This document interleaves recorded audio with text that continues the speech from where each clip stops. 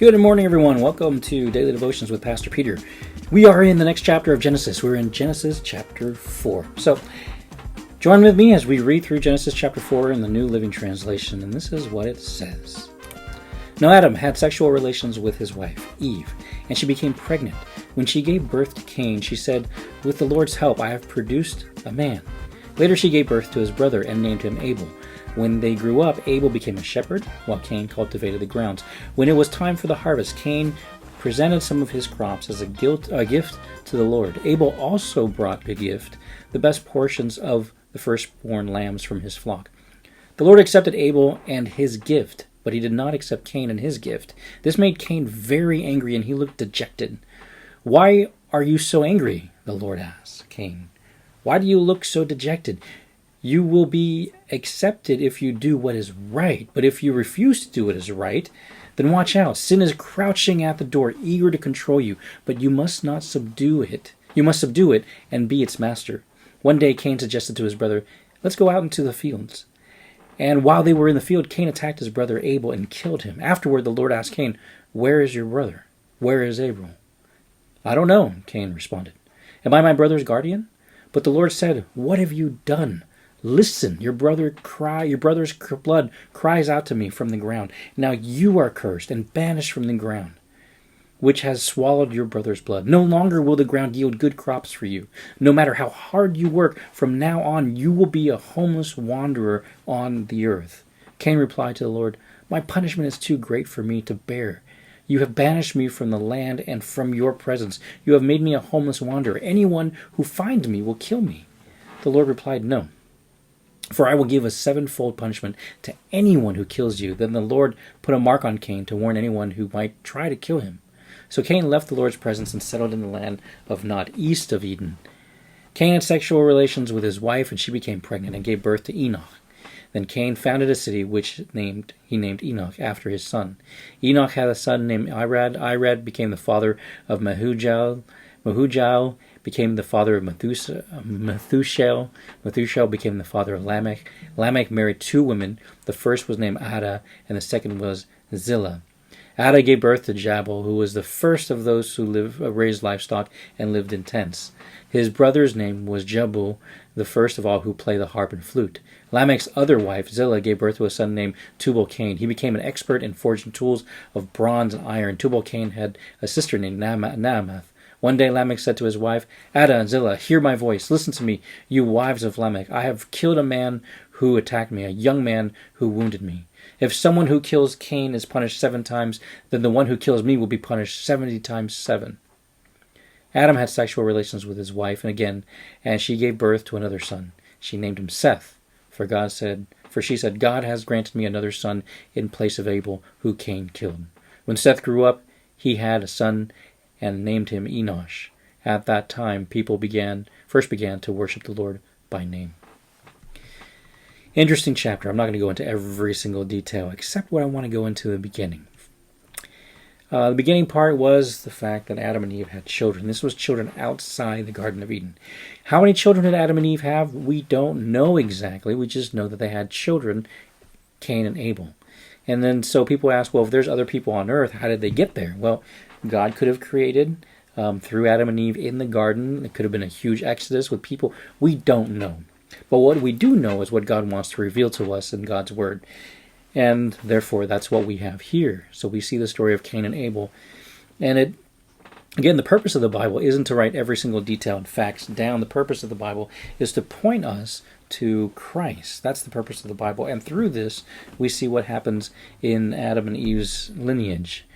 Now, Cain and Abel grew up together. Abel was the shepherd. Cain cultivated the ground. Okay, so one was a shepherd, one was a farmer. When it was time for the harvest, verse 3, Cain presented some of his crops as a gift to the Lord. Abel also brought a gift, the best portions of his firstborn lambs from his flock. Now, people said, well, God's probably not a vegetarian, therefore he doesn't like fruit and vegetables. Is that the case? I mean, if it was my case, that's what I would say. Why would you give me vegetables? I'd rather have meat. Give me some lamb. Give me some fatty pieces. Give me a barbecue. But the reality here isn't what they gave, but how they gave. And they didn't, and the obedience that comes with giving. So when it was time for harvest, Cain presented some of his crops as a gift to the Lord. Hold that thought. Some of his crops. Abel also brought a gift, the best portions of the firstborn lambs from his flock. See, the difference here is between some and best. Some and the firstborn lambs of his flock. The Lord accepted Abel and his gift, but he did not accept Cain and his gift. And the reality here for us is that when we offer something to the Lord, it's got to be the best, the first fruits, I guess you could say, of our labor. And do we do that? Not always. We don't offer God our best. Sometimes we offer God our worst. Sometimes we offer God our leftovers. I'm a musician, and the reason why I could say that is because I've studied music all my life, and I play music, and I've got a degree in music. But one of the things I've noticed when it comes to music and Christians is that, and this is not straight across the board, not every Christian is like this, but I've noticed this in the churches that I've served at and some of the churches I've visited, is that Christians suck at music at times. And I'm saying this with the nicest, kindness the way I can. I remember when I went to a church and the pastor said, yeah, we have a lot of musicians here. And when I came into the church, their musicians were there, but they were not there. They were actually late by 2 beats on every song that they sang, and they slowed down. And imagine, just coming out of college and getting a music degree where you're analyzing movie music and you're, recognizing mistakes within soundtracks that are, being played at the end of movies. That's what we used to do as a pastime. Sit in the movie theaters after we watch a movie and then analyze the music and be like, oh, look at that chord, this chord. Wow, that's amazing how he did that. He transposed and it was a modulation to this and that. And, I heard a cough or whatever it was. And, we would do this and analyze music. And then I went to the churches and I realized how people didn't offer the best to God. But it was it's good enough.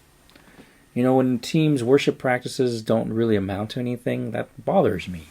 When we're not offering God our best, it's not like we're doing a production, but our worship and our music or whatever it is we do, we offer up to the Lord. And so I kind of wonder how God is how pleased God is with us sometimes, with not only in regards to music. And sorry if I've insulted you, and if you know who I'm talking about or the churches that I'm talking about. Some churches that I've been at, they put a lot more effort in their music. Some other churches, there's no such thing as practice. It's just come together and do something.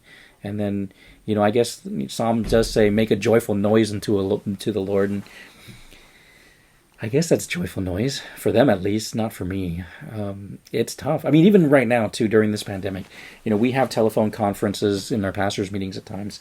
And our senior pastor would tell us to sing songs. And I cringe every single time, because when you're teleconferencing, there's a delay, and I'm griping now, but we can't sync, and it just drives me nuts. And sometimes, especially when we sing off key and different things, I don't think we're offering the best to God.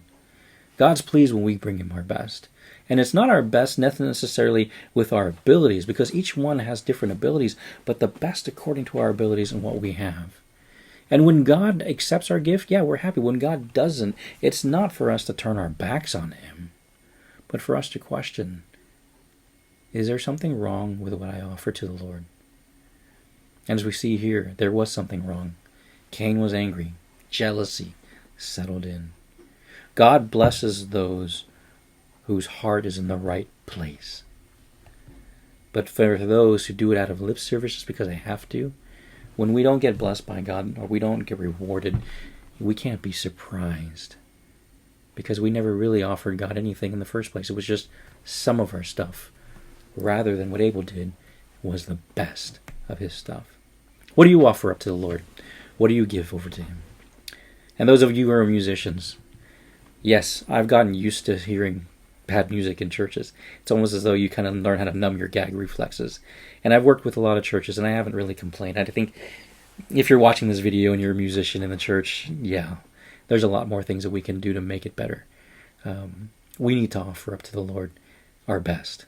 And our best means we have to prepare. It means we have to take lessons. It means we have to invest our time into developing the gifts that God's given us. Even for me, I still practice music. I have a keyboard right behind me over there. My guitar's over there. My bass is over there. I have a djembe that I have in my office too. I play on those things from time to time, even though I don't always need to. But we have to work at our craft to get better than where we were before, so we can offer up the best to God. All right, I've ranted and raved for long enough. You guys end with this. Offer your best. That's all I have to say. If you're offended, sorry. Just get better at what you're doing. Have a great day. We'll see you in the next one. Bye-bye.